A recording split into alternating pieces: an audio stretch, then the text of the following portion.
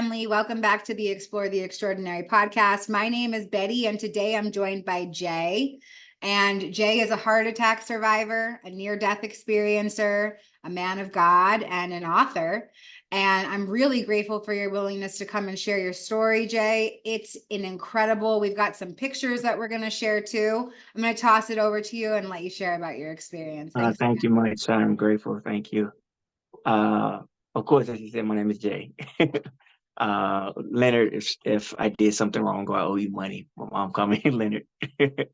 But I grew up on the south side of Chicago in I want to say the late 70s, through the 80s and 90s. I grew up in Englewood. We had different dynamics going on in Englewood, contrary to what some may have heard about Englewood today. But it wasn't as bad as it is today.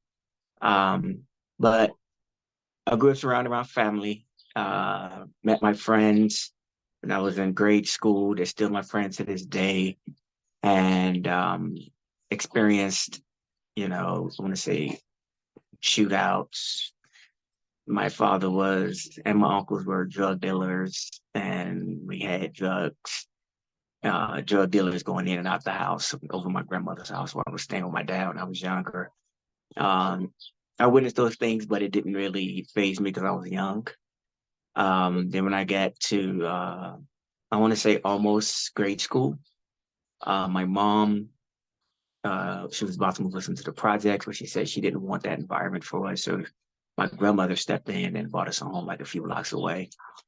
But yeah, I experienced all these things, all these, some people say trials and tribulations, but one thing that was for certain was that I was always surrounded by love and support. And growing up, I would say that some people like to shy away from the things that they experience, especially it's bad things, because sometimes they don't want to deal with it. And some of them, a lot of people don't learn from those bad experiences, but that was one of the things that I was gifted to learn from.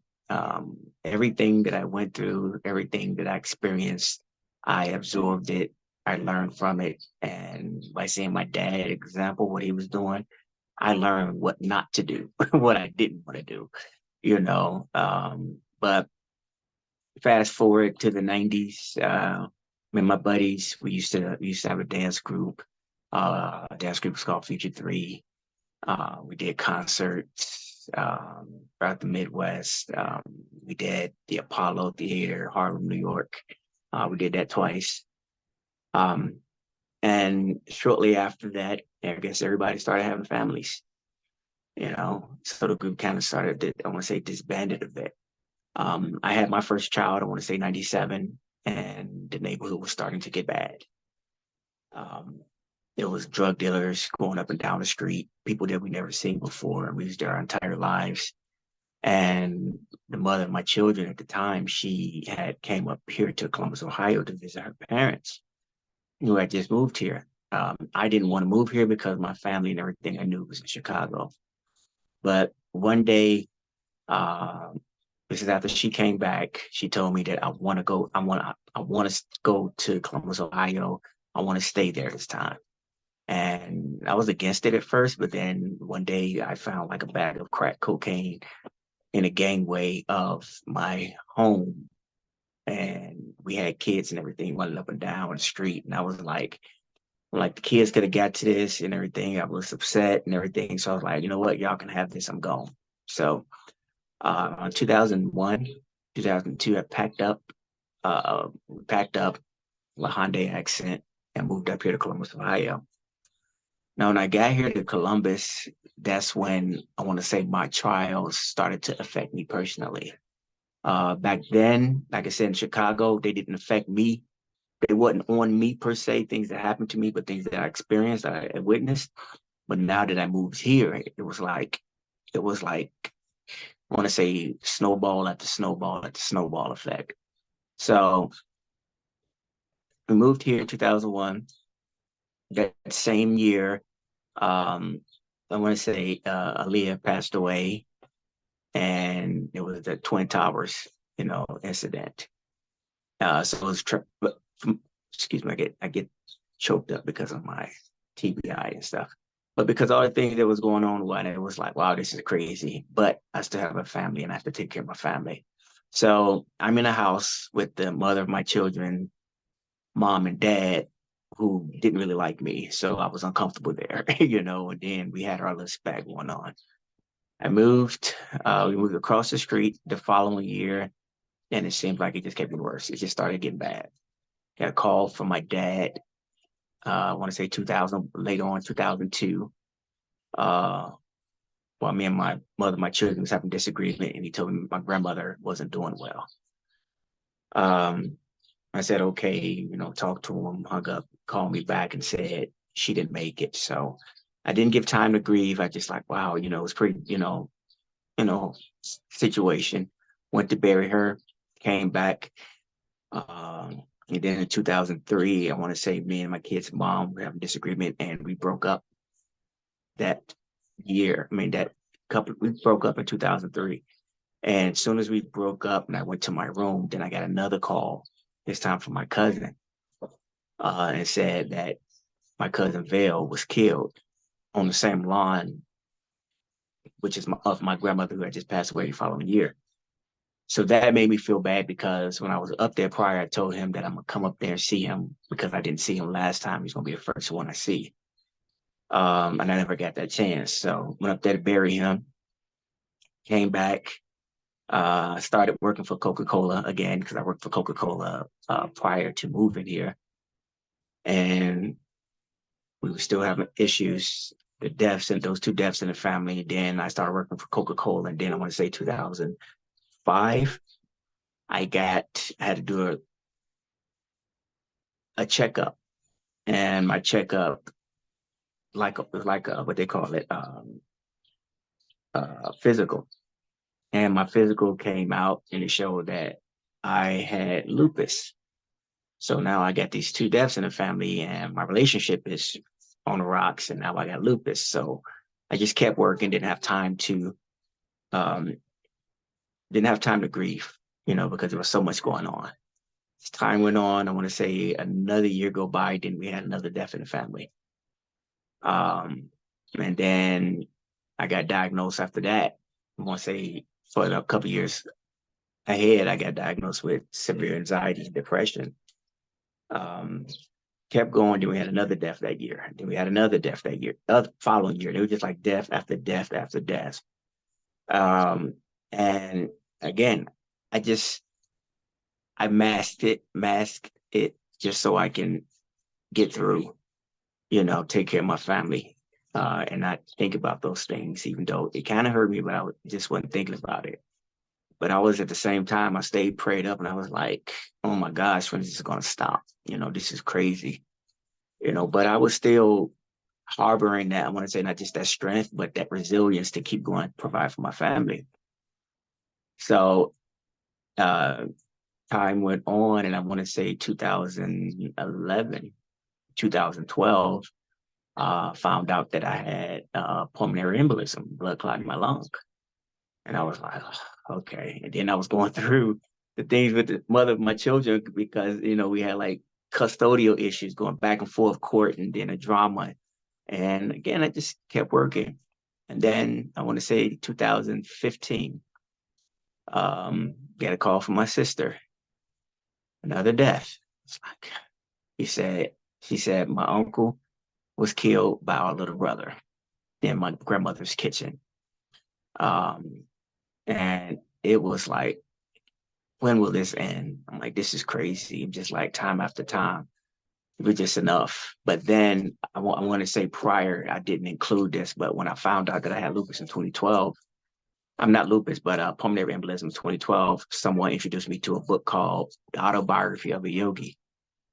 And I read that book and it started me to want to get involved with meditation. And that meditation is one of the things that also kind of stabilized me, But again, fast forward, uncle passed away, got killed with my little brother, went up there to bury him, came back. And I want to say later on that year, December, I met someone, which I said I wasn't going to meet anyone. I didn't care. I just wanted to provide for my family. I was stressed out. I was losing weight. I had all these sicknesses going on. I didn't eat at times because I had a home that I just bought for my kids, and I had to make a decision if I'm going to pay bills and make sure they eat, and I'll just go without.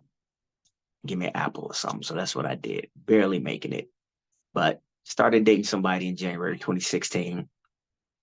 And then I want to say the summer of 2016, I was having chest pains, and I went back and they said I had angina.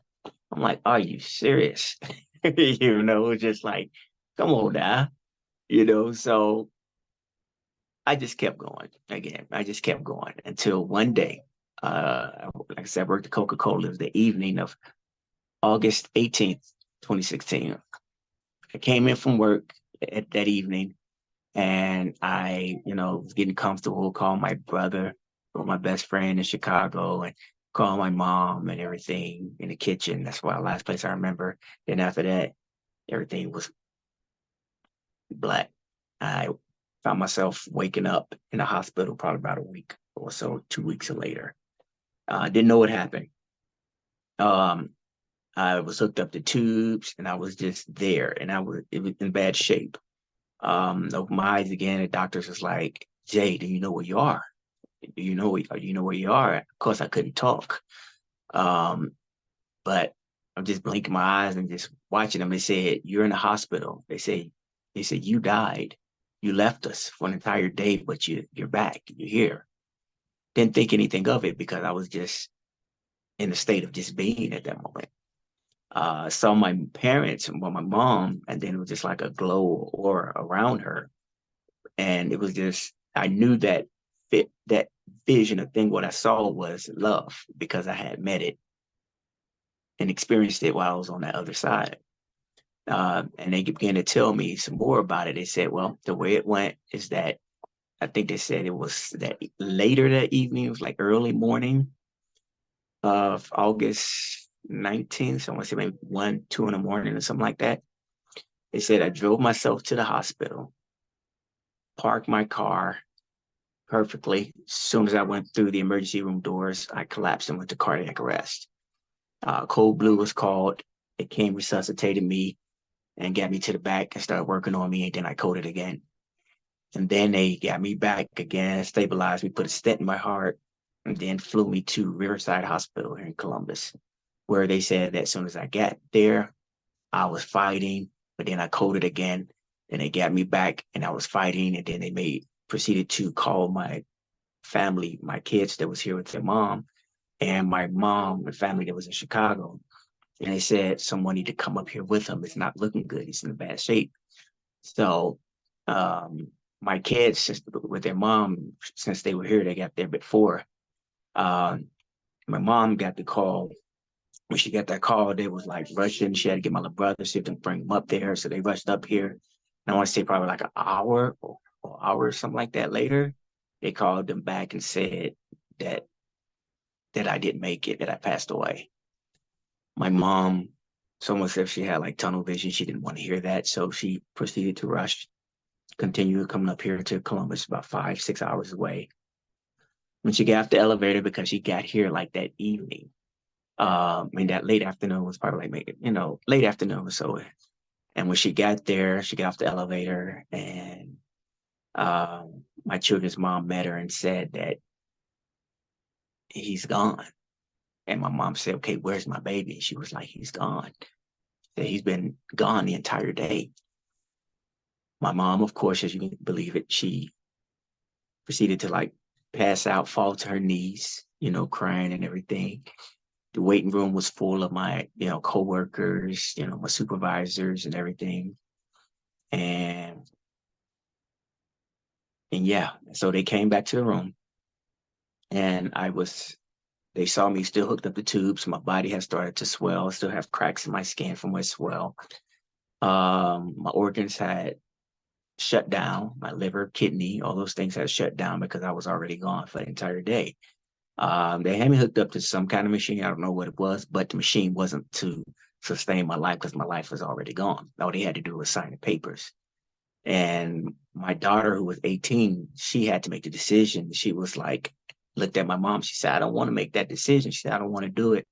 Held her and started crying. And my mom was like, baby, it's just up to you. And she said, he's still in there. Don't. And the doctors and my mom said, he's gone. There's nothing else to do. He's already gone. She said, no, he's still in there. So they decided to wait another day.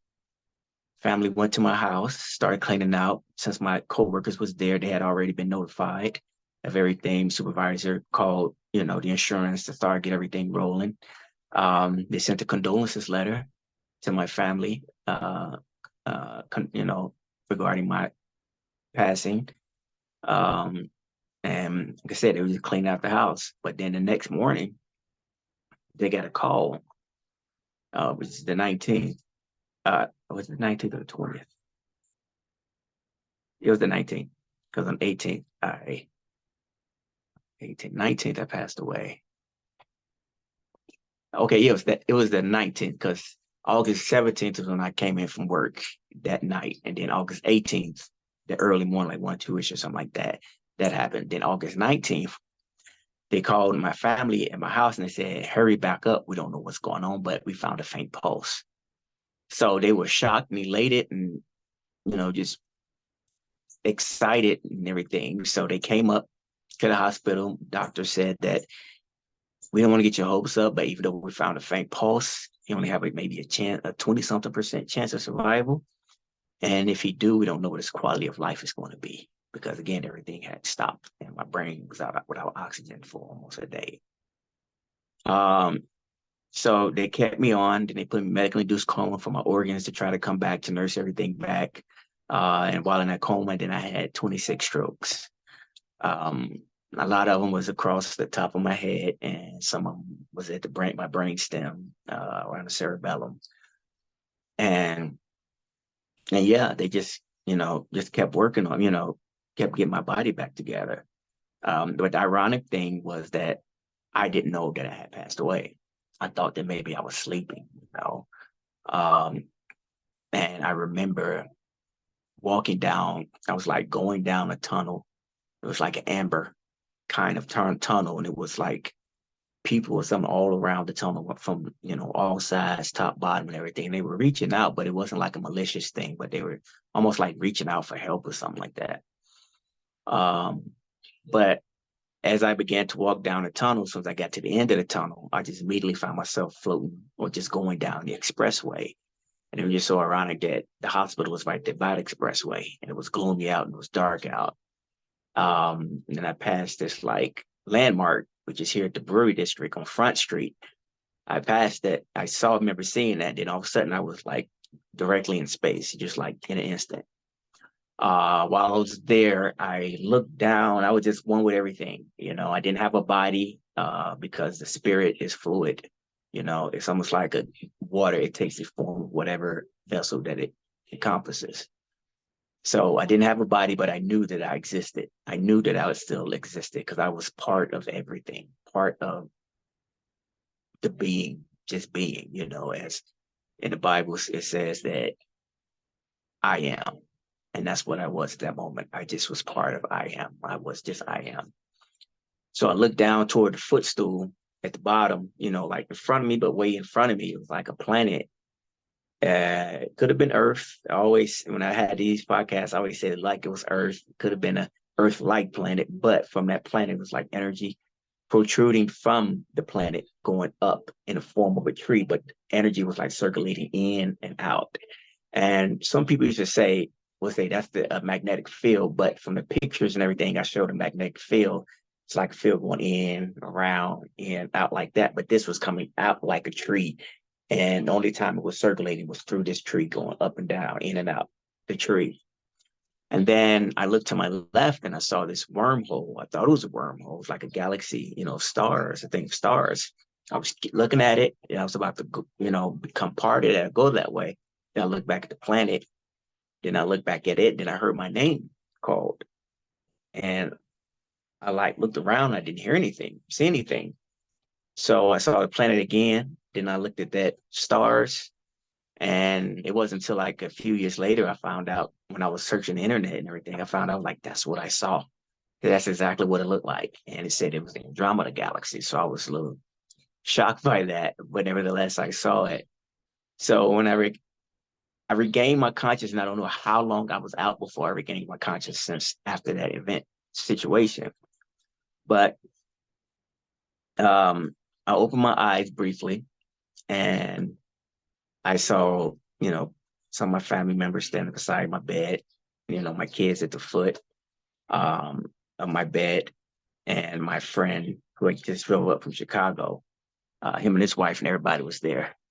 But yeah, they were at my bed, and it was just so that when everybody heard about everything that happened, everybody was circulating it on social media, putting a picture up of me, sending their condolences. My cousin Marcus in Chicago, he got on social media telling everybody that, yes, I passed away yesterday. I'm telling everybody to pray for my kids and everything. My sister posted some things. My cousin posted some things. So everybody heard about the passing. So it wasn't just a one-off thing. This was something that was, I want to say that most of them just like, he's back after the passing, so a lot of people were shocked, but the journey afterwards, it was, I can't say, but in the beginning, it was just so, I want to say peaceful, it's morbid, but I say that was the best rest I've ever had in my life, but it was, I felt that peace. I felt no worry, no doubt, no concern or anything, I was just existing until I started, if they cut on the television, it was politics. It was around, I want to say almost around election time. And I just started seeing all this hate and everything that's going on in the world. And I started to get sad, from experiencing these things. And then it was just like, wow, what is this? It was just a horrible feeling. When I eventually got discharged a couple of months later, as soon as I walked outside, it was like I had never seen those things before. Everything was like new. The buses, the clouds, trees, everything like I had never seen it before. I had literally been reborn.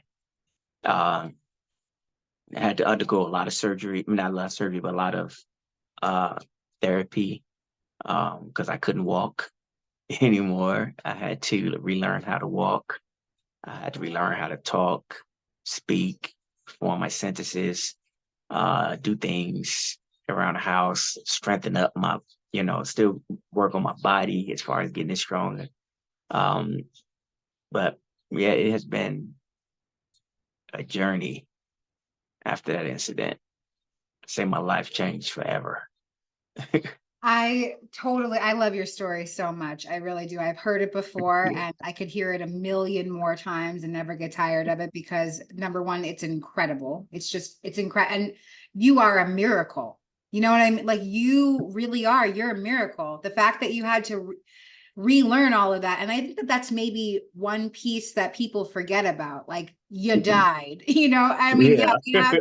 we have these incredible spiritual, some people get to have these incredible spiritual experiences when they face death and Mhm. health issues. But there's still the whole human aspect of coming back into your broken body and then Yes. having to relearn and do everything again. And I love the way that you just framed it. You said, I was reborn. Instead of Yes. thinking like I was damaged, I was completely broken, I was reborn. I love that. And I can kind of feel your feeling of seeing everything with brand new eyes, with those Oh my goodness. Yeah. spiritually woken eyes. Yeah. Yeah. I say it was amazing. I say it was an amazing feeling, to not worry or concern yourself with anything and just be in that moment, just observe. It was, it's like when a newborn child is born, it's like I knew what it was like for a newborn child because when a child is born, they don't know anything of this realm for the most part. And they just observe it and they soak in everything from their parents or people around them, and some things are like foreign to them. And this is how it was exactly for me. And I always say today, this was like 7 years ago, I say that I'm technically a 7-year-old person in the 47-year-old man's body. and I'm still learning this world and the ropes of it, and it is challenging. Yeah. You know what? I had a really similar experience to what you're saying, like recognizing the fact like everything is newborn, and I'm a 5-year-old child, and I'm in that state of wonder and awe, still like a kindergartner on Yeah, a spiritual journey. So yeah, I yeah. really identify with that aspect as well. I want to show some of the pictures that you have from your experience. And maybe you can just tell us like what kind of comes up for you when you see these and describe what they are too. That right there, I would probably say that's me in a hospital bed. That was, I think that was, watch out, baby. I think that, hold on, the little one is messing with things. I think I was gone at that time because I didn't say it. I forgot to mention this, but my little cousin called my mom, and my mom was at the hospital, and he said, Auntie, no, he said, Auntie, he said, Grandma. He said, I just saw Uncle Jay.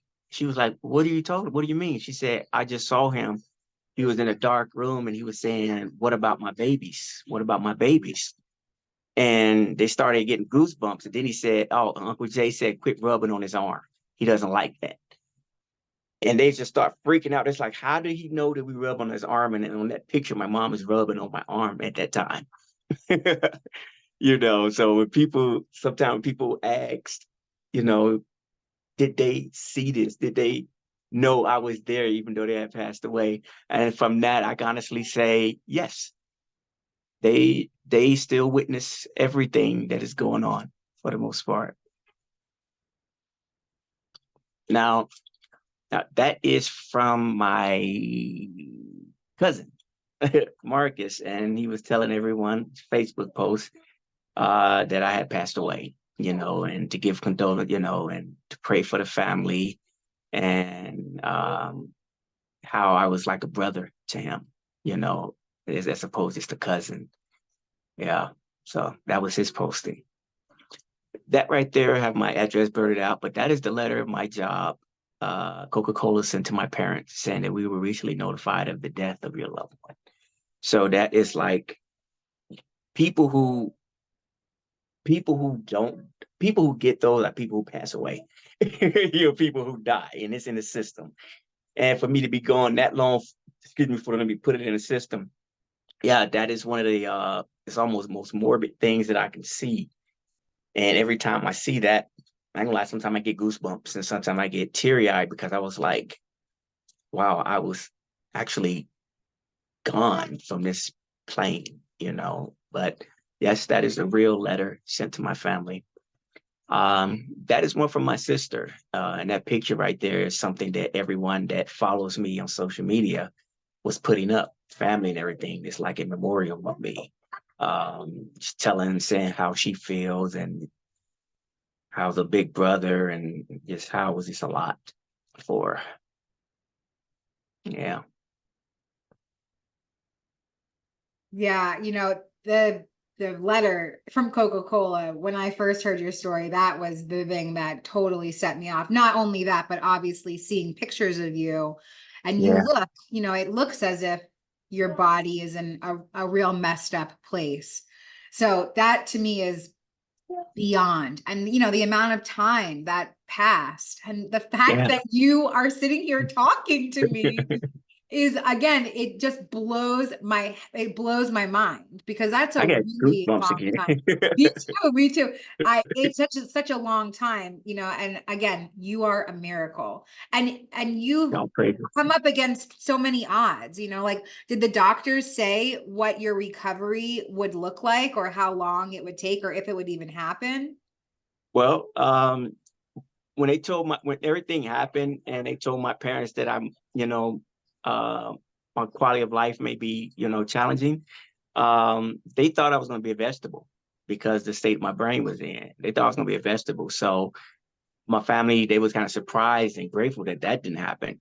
And then the recovery process, they didn't give me like a time frame. Well, actually, one of them did. It said that it can take years to even get remotely close to what I was before. They said, but you will never be the same. They said your heart output, you got to work on that cardiac rehab. They said, but you'll never be the same again. They said you have so much extensive damage done to your body, and you're not going to be 100% again. You just work on, continue to, making it through, and that's what I want to say did, but still doing. Right. So I want to talk a little bit, just to take a moment and talk about some of the spiritual gifts that came, there's a lot of questions that I want to ask you. I feel like we're going to have to do a part 2 so that we can get into a lot of stuff. Well, okay. Number one, when did you start talking about what happened to you with the spiritual experience? When were you able to articulate that to other people? I want to say it was, because this happened in August 2016. I want to say it a couple of years after that. I want to say probably 2019 or something like that, because when I started experiencing these things, because when I started experiencing these things, at first I didn't know what to make of them, because sometimes I would see like demons and stuff like that in my grandmother's house, bad spirits and everything in my grandmother's house. I mean, just from being here, but I would dream or vision these things going on in my grandmother's house. And I told my guy about it, my best friend about it, and he was like, wow, and we discussed it. But then as I continue to go on, I start, noticing that I would start to feel like really, really bad. And I wouldn't know what. It was like a sad feeling and confusion. And I would have it for like a week. And then just so happened afterwards, something would happen. And I didn't correlate the two. I just thought that it was just part of my everything that's going on, because I was sick and still sick every day because of it. So I just thought it was just part of it. But then I started to see these things, started to see a pattern. And I want to say this was about 2020. I started to see a pattern, and I was like, okay, let me see if this is what it is. So one day I was meditating, because I still meditate. And I go to a dark room, the closet and everything, and I meditate. And I had this it was like a vision of, I think it was like a train wreck, a train derailment. And then I want to say like maybe later on that week, then I noticed on the news, it was a train wreck in Washington that happened. I was like, okay, maybe this is a coincidence, So I just kind of put it to the side. Then I would do my meditation again, and then I would have another one. And again, it was like, it had something to do with that Vegas shooting. And I was like, okay, this is not just that. This is something. But then I was really tired from not feeling well because of these visions and things that I was seeing, because I was already feeling well because of this body. Not feeling well because his body still was and still is healing. So I was, like I said, still sick. And then one day, I want to say this was probably a year and a half ago, something like that. I was sitting in my room, and I was meditating, and all of a sudden I had this bad feeling, and I was like, I said something is about to happen. It's going to affect everyone. It's going to be a traumatic event. It's going to affect everyone around the world. This is going to be a real traumatic event. And I said something else. I can't remember. I said it, and then it was like a couple of days later, the George Floyd incident happened. And I was like, whoa. It was sad that seeing that, but nevertheless, I witnessed it.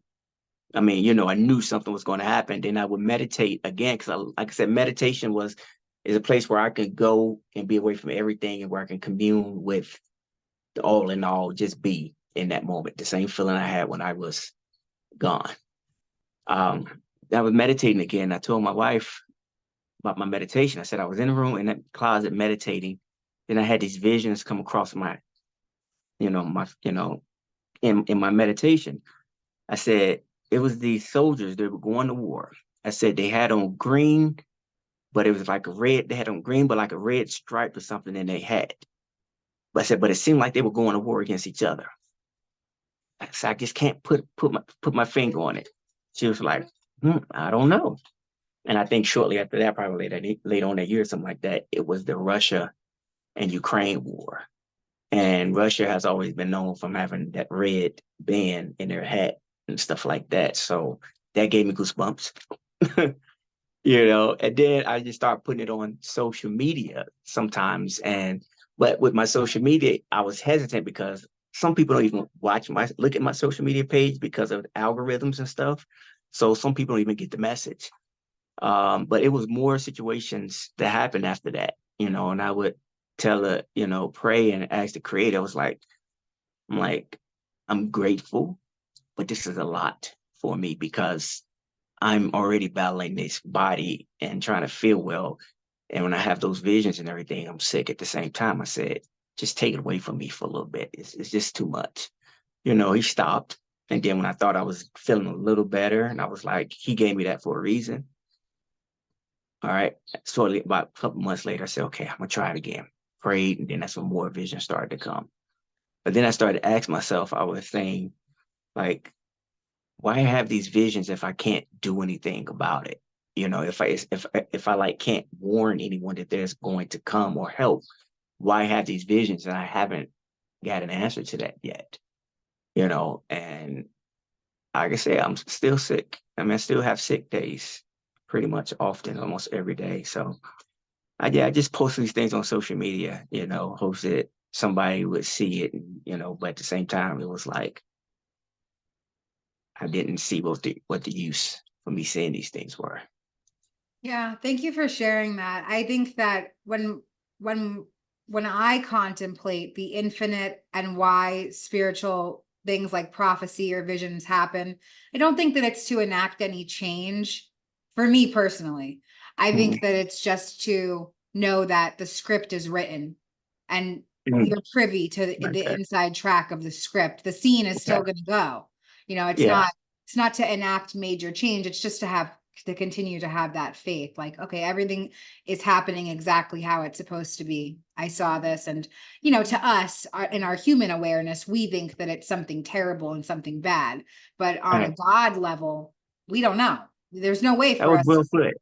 Yeah, thanks. I have some profound thoughts now.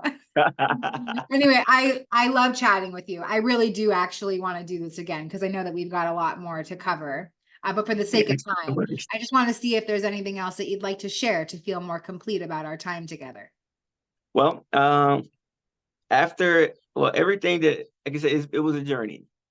This whole thing has been a journey for me and everything. And the first, I want to say prior to everything from that incident, August 2016 up to 2021, I had insomnia. I couldn't sleep, I couldn't sleep at all.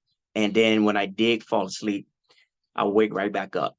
And then when I started getting more comfortable with trying to sleep, I found myself waking up really fast because I didn't know if I was deceased. Because last time I thought I was sleeping, I was deceased. So that kind of sometimes scared me a little bit because I'm like, okay, I'm deceased again. But I didn't, so I wouldn't go to sleep. And it's not to say that I'm afraid of death. It's just that I felt like I was here for something that's more than I want to experience, but let his will be done. Um, and then I put two and two together. I was like, okay, at that time, all the way up to that time and such, is that I am aware of my being, of my me, that's inside this temple and everything. And I know where I was before. There was no sense of time, space, and there was no sense of time. It didn't matter. So it kind of made sense because I always said that I was walking with one foot in the spiritual world, one foot in the physical world. And because I had that foot in that spiritual world, everything in the spiritual world don't need rest. It doesn't need sleep. It's infinite. So it only made sense the reason why I couldn't get in sleep. But the physical part, it was very difficult. And it still is because I still have the traumatic brain injury. I still have the lupus. I still have asthma. I have damage, I want to say on the left side of my body, neuropathy and nerve damage. I can't move my foot on the left side of my body. Because of the brain damage back there, I have vertigo every day. I have it every day. There's no surgery or medicine they can take care of it. So I just have to deal with it, and it's exhausting. And because the strokes were in different parts of my brain, because because they can't pinpoint what those parts of his brains it controls, but there's so many dead spots on there. I'm sick every day. Some days are better than others. It's a lot. It's a lot. And then wanting to take care of my family more and realizing that I can't do the things that I used to do, and say just adjusting to this world is very difficult. I don't think I don't know if I can express how difficult it is. And when people see me and I tell them, they say, "Well, you look so good. You don't like you had strokes or heart attack. You look so good." And I'm like, "Well, looks can be deceiving, But there's this one thing in the scriptures that says something about if you're not feeling well, don't put the countenance or that look on your face to let people know that you're not feeling well." And that's what I do. I just keep going. Even if I'm not feeling well, I just keep it going and I don't try not to show it. When I'm in the house, yeah, I'm all over the place, but I just keep doing what I'm doing. It's like nothing I can do about it, but continue praying and still have faith in my creator and keep going, and I'm grateful. I wrote a book. It's 2018. My post-stroke neurologist was surprised that I wrote one. She said, because all the extensive damage to my brain, she said, "I'm surprised you wrote one." I gave her a copy, and she turned the screen around. She said, "Look," she said, "you had a stroke here, here, here, here, here.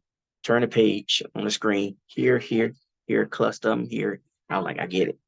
She said, "Yeah, so I'm surprised." So I wrote the book 2018, 2019. It's called The Second Time Around, a memoir about a life, a death, and a second chance. You have my birth date, original birth date, 1977 to 2018, when it passed away. And then underneath it has my reborn date. And then the line is just nothing because I'm still here. So I'm grateful. It's available on Amazon.com, BarnesandNoble.com. I created a web page, but I originally wanted to create an actual place to help people meditate, learn how to meditate in a setting that would encourage them to meditate. So I started a web page. It's called Daleth. It's www.DalethSanctuary.com. And on this site, I just encourage everyone that has anything to do, any business that's associated with meditation, aromatherapy, or anything to just help people relax and whatnot. I made that site to where people just post their businesses on there, let people know that they exist, that they're out there. It's free to join. And yeah, so it's like the stepping stone to my ultimate goal of actually building a location. So yeah. Thank you so, so much. And all of your links are going to be in the liner notes of this episode. Thank you for your honesty. Thank you for your vulnerability. Thank you for coming back and sharing. Like coming back to earth. Thank you for coming back here and sharing what you learned. I think that you're an incredible teacher, and I'm always super drawn to listening to you share. So, Thank you so much. yeah, I'm so thank you grateful. so much. We'll see you next time. Sound like a plan. Take care.